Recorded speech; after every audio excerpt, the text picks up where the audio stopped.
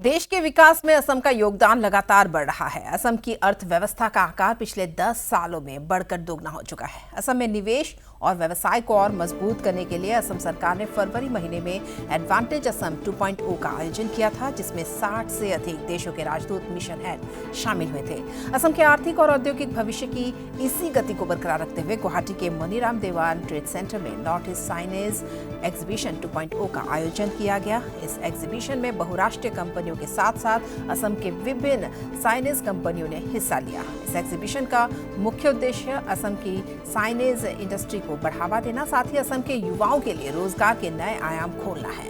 Assam signage industry से जुड़े उद्यमियों ने राज्य सरकार का धन्यवाद करते हुए कहा कि आज केंद्र और असम सरकार की वजह से ही यहाँ के लघु व्यवसाय, स्टार्टअप फाउंडर्स और युवा प्रोफेशनल्स असम की तरक्की का सपना देख रहे हैं। आज असम किसी भी बड़े राज्य से अपने आप को कम नहीं समझता।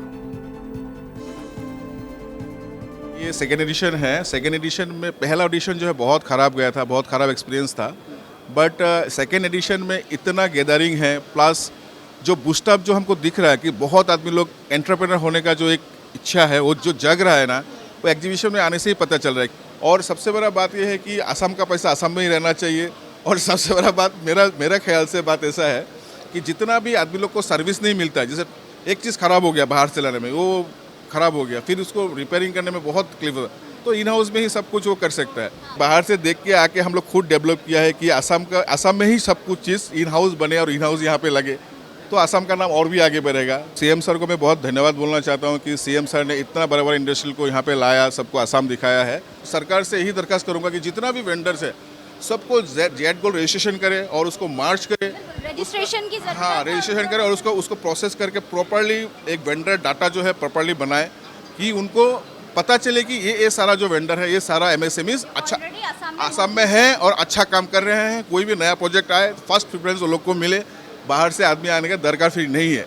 असम में भी बूस्टअप होगा, आदमी लोग को भी फेथ गेन होगा कि असम में भी ऐसा काम होता है। कोनिका मिनोल्टा बहुत ही पुराना कंपनी है। We have cross 150 years in worldwide. It's a Japanese based company. Guwahati में हम लोग का लगभग 180 प्लस मशीन्स इंस्टॉल्ड है। हम लोग का यहाँ पे बहुत ही बड़ा सेटअप है। नॉर्थ ईस्ट अभी एक बहुत ही बड़ा ग्रोइंग मार्केट है हम लोग के लिए, और हम लोग एंटिसिपेट कर रहे हैं आगे ये मार्केट बहुत ग्रो करेगा, बिकॉज गवर्नमेंट के काफ़ी अच्छे पॉलिसीज़ आ रहे हैं, इनिशिएटिव्स हैं, काफ़ी मेक इन इंडिया प्रोग्राम्स है, काफ़ी स्टार्टअप्स आ रहे हैं। फ्यूचर में डेफिनेटली हम लोग कुछ प्लान कर रहे हैं जो इंडिया से हम लोग आगे मास प्रोडक्शन कर सकें एंड कस्टमर्स को दे सकें। नॉर्थ ईस्ट में मेरा सेकंड एडिशन है और ये exhibition is related to printing, signage and LED industry. North East में इतना पोटेंशियल है जो एक्सप्लोर प्रॉपरली नहीं हुआ है, तो मैं देख रहा हूँ कि लोकल में बहुत मैन्युफैक्चरर एसएमई इंडस्ट्रीज़ है, एमएसएमई है, तो इसको प्रमोट प्रॉपरली नहीं हो रहा है। तो मेरे हिसाब से this is the right platform जिस पर सब लोग आएंगे, तो this is the right way जहाँ पे पूरा एक्सप्लोर कर सकते हैं कि एक नॉर्थ ईस्ट का जो प्रॉपर जो इधर का जो एंटरप्रेन्योर्स है उसका पूरा एग्जैक्टली पूरा इसका एक डिस्प्ले मिल जाएगा इसमें। जब से हेमंतो सर आए हैं तो हर जगह एम्प्लॉयमेंट जनरेट हो रही है और बाहर वाले बहुत अट्रैक्ट हो रहे हैं। मैं तो पिछले 2006 से यहाँ पे हूँ, बट जो अपॉर्चुनिटी एडवर्टाइजिंग लाइन में आज मिल रही है, मतलब कि मैं जब कहीं बाहर जाता हूँ और मैं अपना इंट्रोडक्शन देता हूँ कि आई एम फ्रॉम आसाम, तो लोग बहुत खुश होते हैं। नज़रिया बिल्कुल चेंज हो गया। अब लोग हमें देखते हैं कि अरे आप आसाम से हो, आसाम में तो बहुत अपॉर्चुनिटी है।